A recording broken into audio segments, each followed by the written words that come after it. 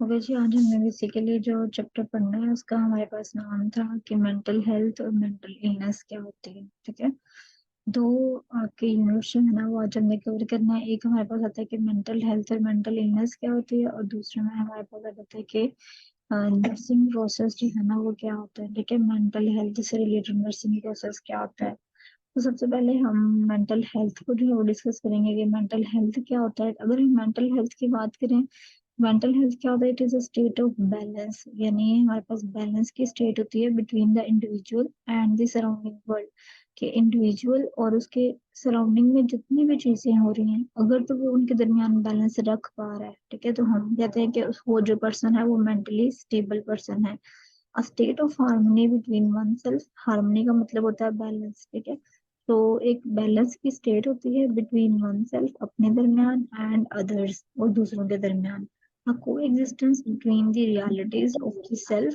एक coexistence का मतलब ये है कि को किस तरह से आप रिलेट करते हैं रियलिटीज ऑफ द सेल्फ, जो अपने ऊपर चीजें आ रही हैं उनको, plus that of other people and the environment, plus जो दूसरे लोगों के ऊपर या दूसरे इन्वायरमेंट के ऊपर चीजें आ रही हैं उनको आप किस तरह से जो है ना वो साथ साथ लेके चलते हैं।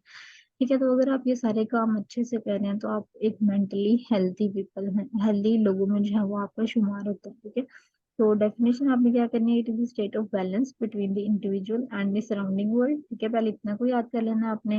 A state of harmony between one self and others. ठीक है, नेक्स्ट ये नई लाइन आपने याद करनी है।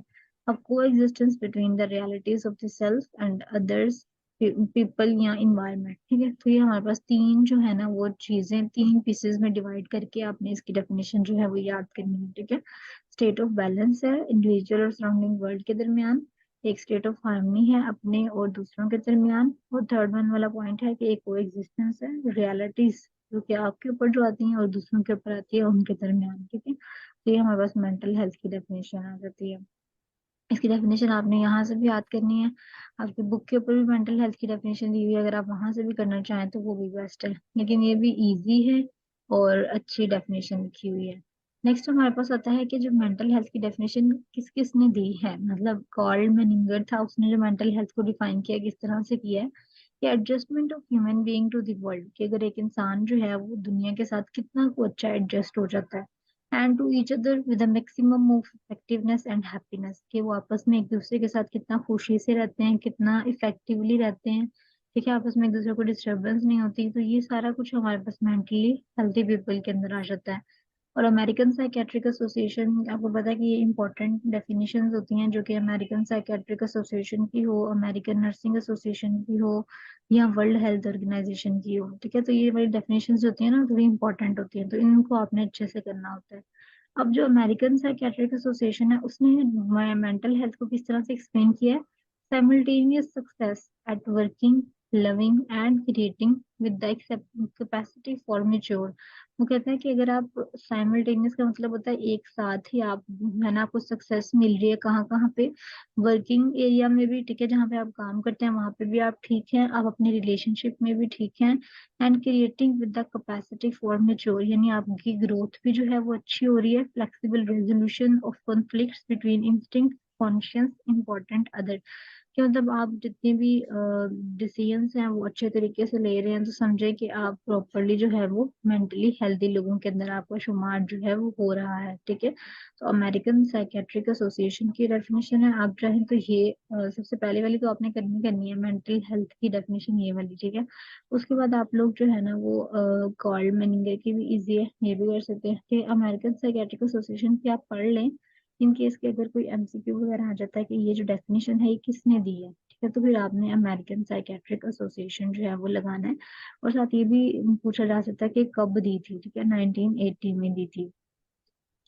अब ये ना एक क्राइटेरिया है कि अगर एक पर्सन जो है वो मेंटली हेल्थी है, ठीक है, मेंटल हेल्थ उसकी बहुत अच्छी है, तो वो पर्सन किस तरह का होगा, या उसके साथ उसके अंदर कौन कौन सी करेक्टरिस्टिक्स पाई जाती हैं। ठीक है, तो वो करेक्टरिस्टिक्स को उन्होंने ये बताया हुआ है कि अगर तो एक पर्सन के अंदर ये सारी चीजें हैं तो इसका मतलब ये है कि उसकी मेंटल हेल्थ बहुत अच्छी है। ठीक है, अब वो क्राइटेरिया कौन सा है मेंटल हेल्थ का, या क्राइटेरिया मतलब कौन कौन सी करेक्टरिस्टिक्स हैं जो मेंटली हेल्थी पीपल में होनी चाहिए। तो उसके बाद आता है एडिक्वेट कॉन्टेक्ट विद रियलिटी, कि वो जो है रियलिटी बेस्ड है, मतलब इमोशनल बेस्ड ना नहीं हो बल्कि रियलिटी बेस्ड हो।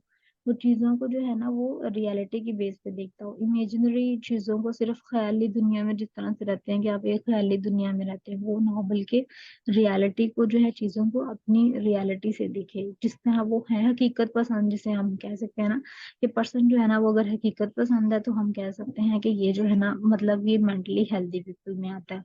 Control of thoughts and imagination, कि उसकी अपनी सोच के ऊपर कंट्रोल हो, यानी वो अपने इमेजिनेशन को, अपनी सोच को कंट्रोल कर सके। Efficiency in work and play, वो काम में भी अच्छा हो, ठीक है, और इसके अलावा हमारे पास वो प्ले में भी अच्छा हो, यानी वो अपनी दूसरी एक्टिविटीज में भी अच्छा हो। करिकुलर एक्टिविटीज में भी अच्छा हो और को करिकुलर एक्टिविटीज में भी अच्छा हो। सोशल एक्सेप्टेंस, उसे सोसाइटी एक्सेप्ट करती है। जो मेंटली हेल्थी पीपल होता है, सोसाइटी जो होती है वो उसके साथ होती है, उसको एक्सेप्ट करती है। पॉजिटिव सेल्फ कॉन्सेप्ट, उसका जो सेल्फ कॉन्सेप्ट है, यानी अपने आप को डिग्रेड ना करे, वो हर बात पे ये ना कहे कि मतलब मैं, मेरे अंदर ये प्रॉब्लम है या मेरे अंदर ये प्रॉब्लम है। मतलब कि अपने आप को कॉम्प्लेक्सेड फील करना या अपना जो है वो सेल्फ कॉन्सेप्ट, सेल्फ एस्टीम को लो ना करें, ठीक है। उसका पॉजिटिव सेल्फ कॉन्सेप्ट हो कि भाई मेरे अंदर ये क्वालिटीज भी तो है ना, अगर मैं इन इन कामों में नहीं अच्छा तो मैं इन इन कामों में अच्छा भी तो हूँ, ठीक है। पॉजिटिव सेल्फ कॉन्सेप्ट होना चाहिए। हेल्दी इमोशनल लाइफ, और उसकी जो इमोशनल लाइफ हो वो अच्छी हो, यानी ये नहीं कि बात बात पे इंसान जो है वो वीपिंग करना स्टार्ट कर दे, रोना स्टार्ट कर देता है।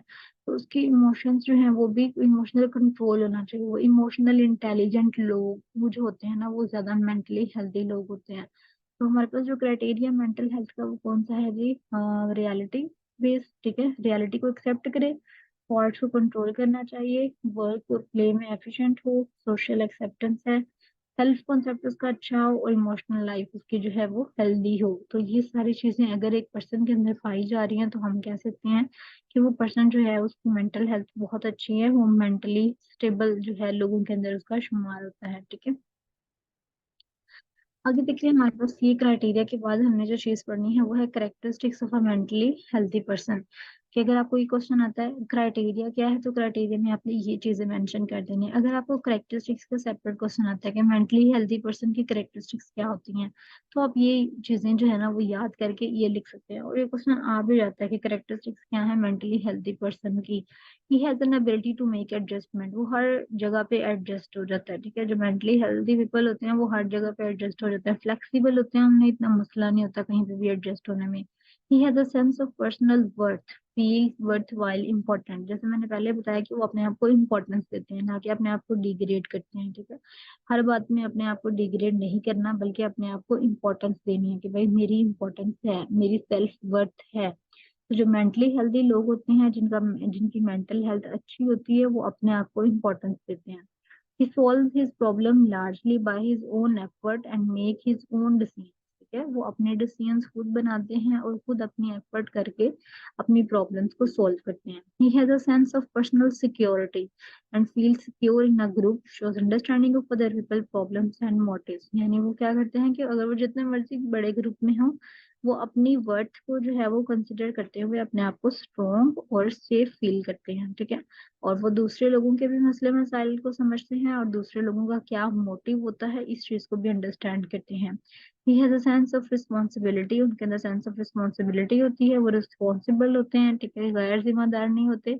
जिस चीज की रिस्पॉन्सिबिलिटी लेते हैं उस काम को पूरा करते हैं। He can give and accept love, यानी उनके सोशल रिलेशनशिप जो होते हैं वो अच्छे होते हैं।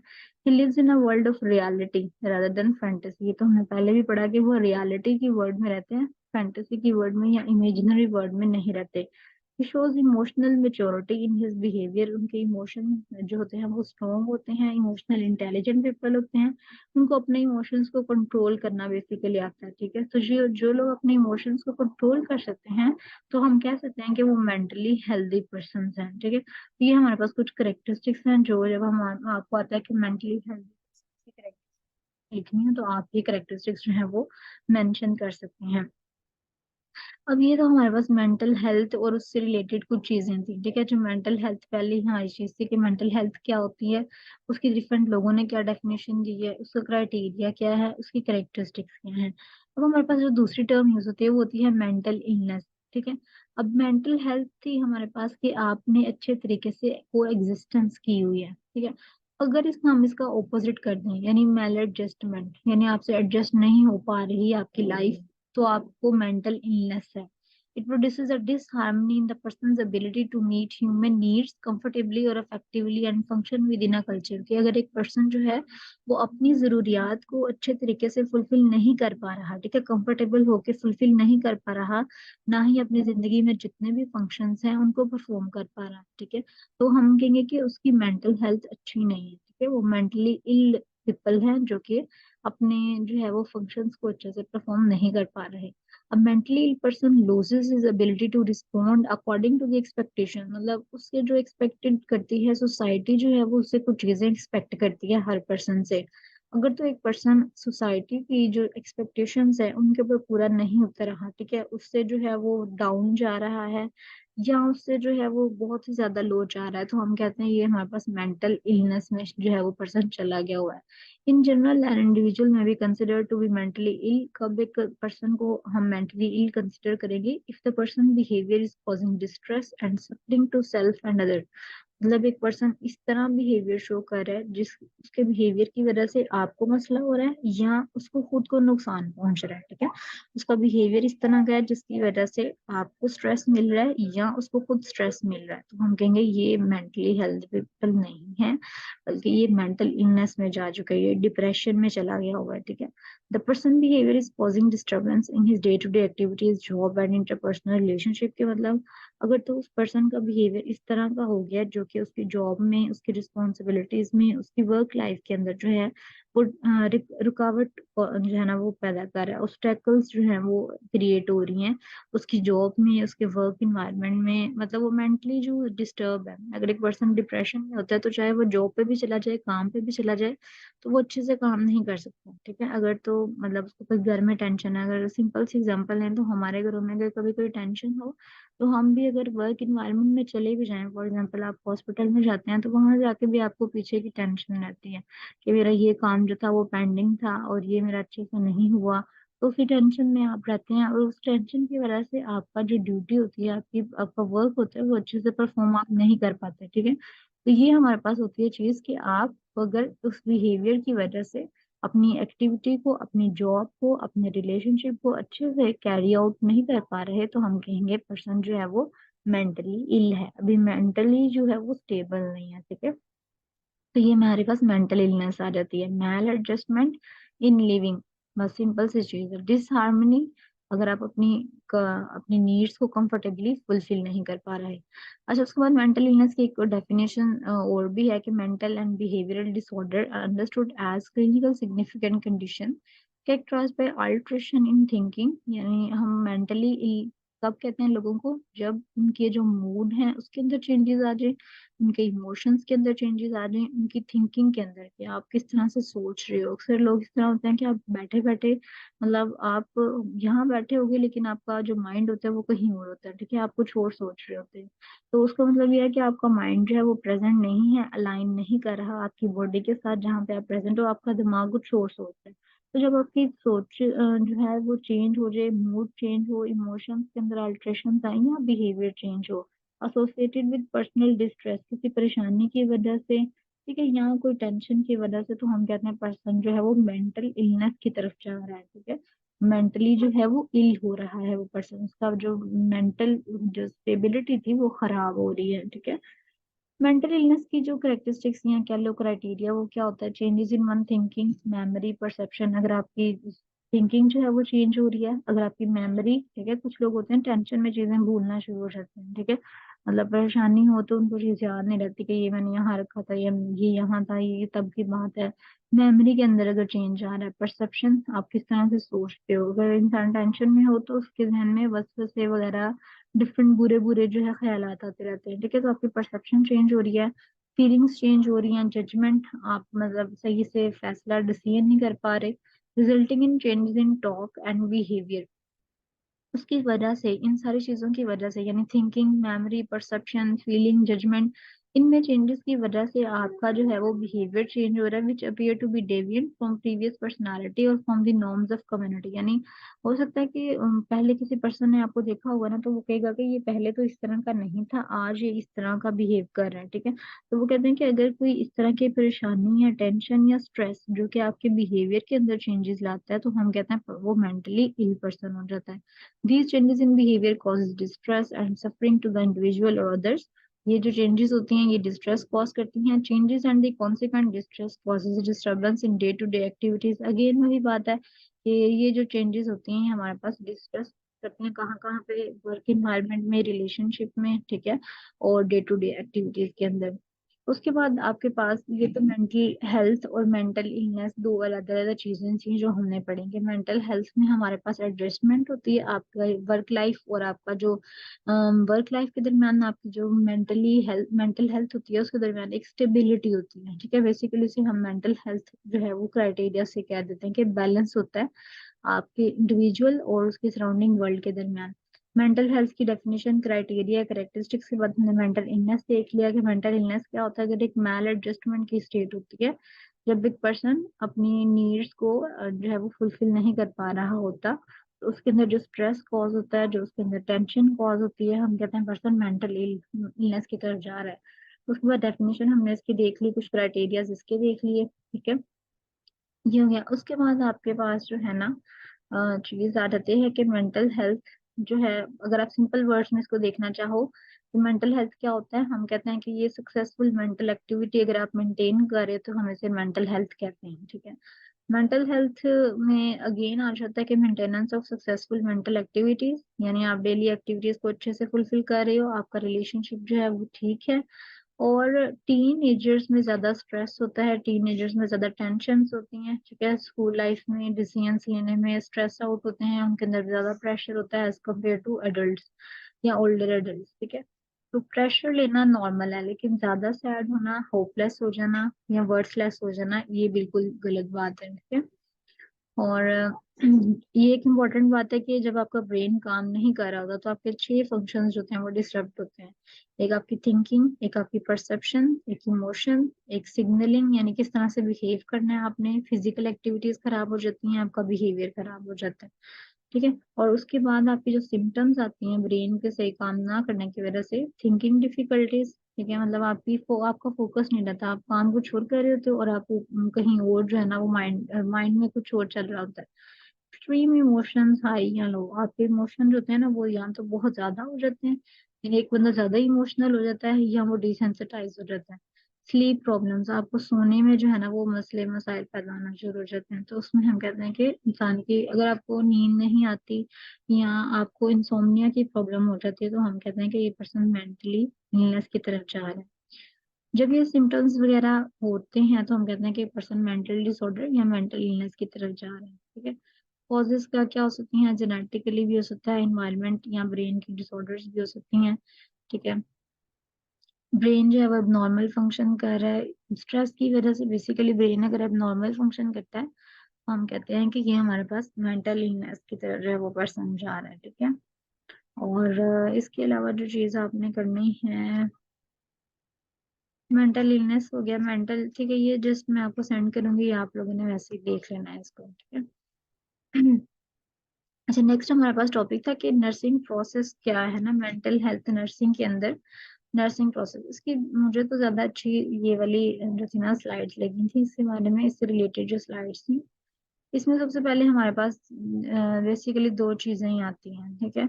अब जैसे आप लोगों ने पढ़ा हुआ है कि assessment, diagnosis, planning, nursing process के अंदर जो चीजें पढ़ी हुई हैं आपने, ये अब ये देखिए हमारे पास नर्सिंग प्रोसेस के अंदर 6 स्टेप्स हैं, ठीक है। मैम आवाज कट रही है। अच्छा जी, अब आ रही है।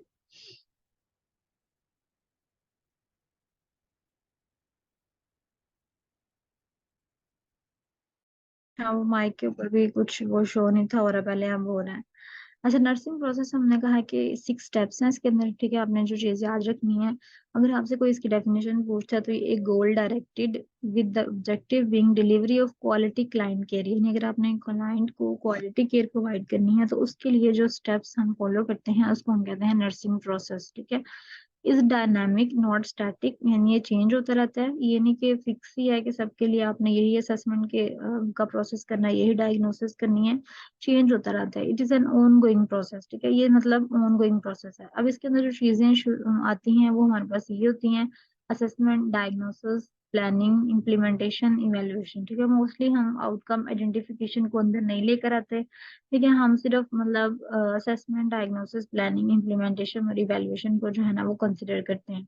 ठीक है, नर्सिंग प्रोसेस जब भी आपने पढ़ा, आपने फंडामेंटल्स में पढ़ा होगा, आपने पहले भी पढ़ा होगा। असेसमेंट में हमारे पास क्या होता है कि जो psychiatric mental health registered nurse होती है उसने क्या करना होता है, डाटा कलेक्ट करना होता है। असेसमेंट में उसने पेशेंट की हेल्थ के बारे में, पेशेंट की सिचुएशन के बारे में क्या इकट्ठा करना है, डाटा कलेक्ट करना है।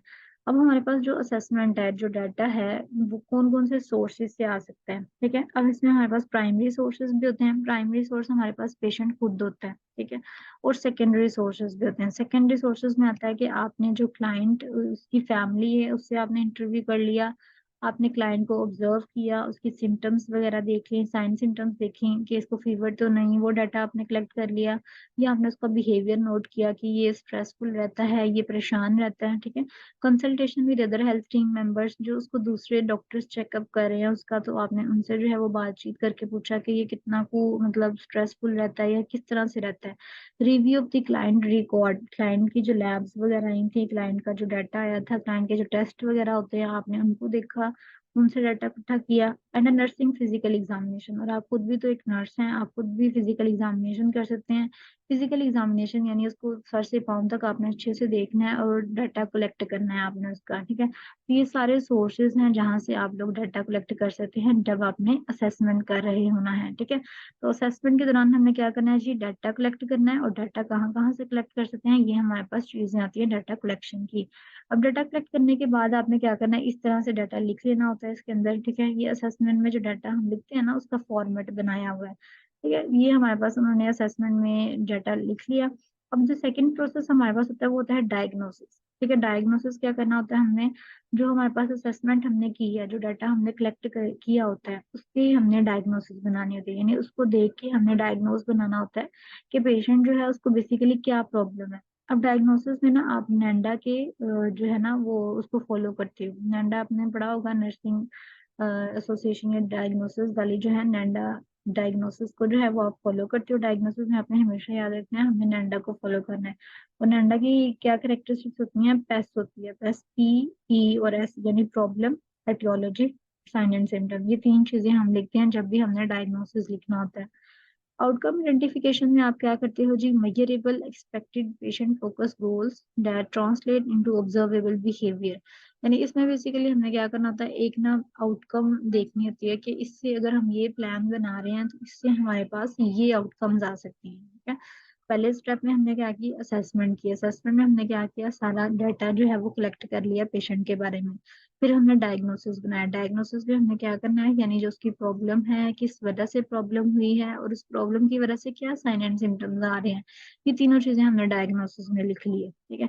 उसके बाद हमारे पास आता है आउटकम आइडेंटिफिकेशन। आउटकम आइडेंटिफिकेशन में हमने क्या करना होता है, हमने देखना होता है कि अगर हम ये प्रॉब्लम की बेस पे ये प्लान बनाते हैं तो इसके ये रिजल्ट आ सकते हैं, ठीक है। अगर हम ये प्लान बनाएंगे तो हमारे ये रिजल्ट आ सकते हैं, अगर हम ये प्लान बनाते हैं तो हमारे ये रिजल्ट आ सकते हैं। तो इसको हम कहते हैं आउटकम आइडेंटिफिकेशन, ठीक है। आउटकम आइडेंटिफिकेशन में आप देखते हो कि कौन सा मेथड सबसे ज्यादा इफेक्टिव है, कौन सा मेथड सबसे ज्यादा अच्छा है, ठीक है, कौन सा प्लान सबसे ज्यादा बेस्ट रहेगा। फिर आपने फाइनली प्लानिंग कर लेनी है, ठीक है। आपने उन आउटकम आइडेंटिफिकेशन में नहीं, आपने जब देखा कि हम अगर ये प्लान बनाते हैं ना तो इसके सबसे ज्यादा अच्छे रिजल्ट्स आते हैं, तो फिर आपने क्या करना है, आपने प्लानिंग कर लेनी है, ठीक है। आपने हर डायग्नोसिस की बेस पे प्लानिंग करनी है, कि प्लान बनाना शुरू कर देना है कि ये प्लानिंग अगर हम करते हैं तो इसका हमारा बेस्ट रिजल्ट आना शुरू हो सकता है, ठीक है, आ सकता है। प्लानिंग के बाद आपने क्या करना होता है, उसको इम्प्लीमेंट करना होता है। यानी जो चीजें आपने प्लान कर ली हैं, जो आपने पेशेंट के बारे में प्लान कर लिया कि इसको हम इस तरह से करके स्ट्रेस फ्री इन्वायरमेंट प्रोवाइड कर सकते हैं, तो बाद में आपने उसको सिंपल इम्प्लीमेंट कर देना है, यानी आपने उस प्लान को कैरी आउट करना है, उसको हम कहते हैं इम्प्लीमेंटेशन, ठीक है। उसके बाद आपने ये मोस्टली जो है ना वो कहते हैं कि डॉक्यूमेंटेशन जो होती है ना वो इस प्रोसेस के स्टेप्स में भी हो रही होती है, इम्प्लीमेंटेशन में भी हो रही होती है। अब हमारे पास इम्प्लीमेंटेशन में ना उन्होंने कुछ स्टैंडर्ड्स रखे हैं। अब ये आप करना चाहे तो आप कर सकते हैं, ठीक है। अगर इसको नहीं भी पढ़ेंगे तो मतलब इतना इम्पोर्टेंट नहीं है ये। सिर्फ कुछ प्रोसेस जो होते हैं ना, जैसे स्टैंडर्ड 5A, यानी ये जो हमारे पास इम्प्लीमेंटेशन का प्रोसेस है ना, इसके अंदर ही कुछ इसके सब टाइप्स दी हुई हैं कि पहले हम कोऑर्डिनेशन करते हैं, फिर हम हेल्थ के बारे में टीच करते हैं, हेल्थ को प्रमोट करने की कोशिश करते हैं, ठीक है। फिर हम उसके बाद क्या करते हैं कि थेरापीज वगैरह जो है उस पे आ जाते हैं और थेरापीज वगैरह करने की कोशिश करते हैं। फिर हम फार्माकोलॉजिकल थेरापीज करते हैं, ठीक है। अब थेरापीज में उसने दो तरह की आपको थेरापीज दी है। एक तो हमारे पास फार्माकोलॉजिकल थेरापी, फार्माकोलॉजिकल थेरापीज कौन सी होती हैं, जिसमें हम मेडिसिन वगैरह यूज करेंगे, ठीक है। एक हमारे पास बायोलॉजिकल थेरापीज हैं। ये ऊपर जो लिखा हुआ है ना, ये हमारे पास माइल्यू थेरापी लिखा हुआ है। इसमें बेसिकली ये ना, ये जो 5C में माइल्यू थेरापी लिखी हुई है, ये बेसिकली किस तरह की थेरापी होती है। ये ना एक कह लो कि ग्रुप मेथड होता है मेंटल हेल्थ इश्यूज को सॉल्व करने के लिए। इसमें आप क्या करते हो कि ना लोगों को ना जैसे कम्युनिटी के अंदर काफी ज्यादा लोग होते हैं, उनको आप ना हर जो डेली बेसिस पे जो एक्टिविटीज होती है ना, उनको इकट्ठे एक्टिविटीज करवाते हैं, ठीक है। यानी कुछ लोगों का ग्रुप बना दिया, कुछ लोगों का ग्रुप बना दिया, फिर उनको इकट्ठे इकट्ठे एक्टिविटीज करवाई, ताकि वो अपने आप को अकेला अकेला फील ना करें, ठीक है। तो वो उन सबका ग्रुप बना के उन सबकी इकट्ठी जो है ना वो एक्टिविटीज करवाई जाती हैं, ताकि वो अच्छे से सोच सके, अच्छे से बिहेव कर सके, ठीक है। लेकिन हम किस तरह करवाते हैं, ग्रुप्स में करवाते हैं। आपने ये याद रखना है, माइलियोथेरेपी जो होती है वो किस तरह होती है, ग्रुप में होती है। आप लोगों के ग्रुप बनाते हो, 5-5 लोगों का ग्रुप बना दिया, उनको इकट्ठे रखना है, उनको इकट्ठे सुनाना है, इकट्ठे खाना खिलाना होता है, इकट्ठे उनको खेल खिलाना होता है, फिर सोचने के लिए इकट्ठे बिठाना होता है। उसको हम कहते हैं माइलियोथेरेपी, ठीक है। और pharmacological, biological and integrative therapy to restore the patient health, यानी ये फार्माकोलॉजिकल तो हमने पता है कि हम मेडिसिनल वगैरह जो है वो यूज करके भी जो है वो इम्प्लीमेंटेशन का प्रोसेस कर सकते हैं। तो ये हमने जितने भी इंटरवेंशन करनी है क्लाइंट की हेल्थ को बेहतर बनाने के लिए, उसमें हमारे पास ये कुछ फर्दर स्टैंडर्ड्स आ जाते हैं, ठीक है। उसमें ये चीजें आ जाती हैं। अब लास्ट में आपने क्या करना होता है, इवेलुएट करना होता है कि हमने जो जो प्रोसेस किया है, जो जो स्टेप्स हमने किए हैं, उनकी कितनी को अच्छा रिस्पॉन्स जो है वो हमें मिला है, ठीक है। तो हमारे पास इवेल्युएशन का स्टेप आता है कि आपने प्रोग्रेस नोट करनी होती है कि क्लाइंट जो है वो कितना बेस्ट तरीके से जो है वो मूव आउट कर रहा है, ठीक है। तो ये हमारे पास इवेल्युएशन आ जाती है। अब हमने ना स्टार्ट में केस मैनेजमेंट पढ़ा था कि केस मैनेजमेंट क्या होता है कि आपने डिफरेंट जो केसेस होते हैं उनको किस तरह से हैंडल करना होता है, ठीक है। अब अपने केसेस जो हैंडल करने होते हैं वो ये नहीं होता कि सिर्फ आपने ओल्डर एडल्ट्स के ही केसेस को हैंडल करना होता है, बल्कि आपने हर तरह के केस को हैंडल करना होता है। मैंने एक निमोनिक आपको बतानी थी कि जब भी आपने नर्सिंग प्रोसेस का के स्टेप्स जो है वो याद रखने हैं, तो आपने ये पाई मेथड याद रखना है। अब ये ना इसमें डी मिसिंग है, ठीक है। आपने ना ऐड पाई कर लेना है। इसको क्या करना है, ऐड पाई। ए से असेसमेंट, डी से डायग्नोसिस, पी से प्रॉब्लम, आई से इंटरवेंशन एंड ई से इवेल्युएशन, ठीक है। ये बेसिकली जो हमने नर्सिंग प्रोसेस पढ़ा है ये उसकी निमोनिक बनी हुई है। ए से असेसमेंट, डी से डायग्नोसिस, पी से प्लानिंग, आई से इम्प्लीमेंटेशन और ई से इवेल्युएशन। ऐड पाई कर लेना है आपने इसको। अगर आपको नर्सिंग प्रोसेस याद नहीं होता तो आपने किस निमोनिक से याद रखना है इसको, एड, एडी एड, और पाई। पाई का मतलब प्लानिंग, इम्प्लीमेंटेशन और इवेल्युएशन, ठीक है। इससे जो है ना वो आपने अपना नर्सिंग प्रोसेस याद रखना है और इसको जो है वो लिखने की कोशिश करनी है, अच्छे से जो है वो इसको बनाना है, ठीक है। और जो चीज यहाँ पे डॉक्यूमेंटेशन के लिए आपने जो चीज यूज करनी है वो आई थिंक तो पाई मेथड है। ये ऐड पाई एक हो गया आपके पास, ठीक है।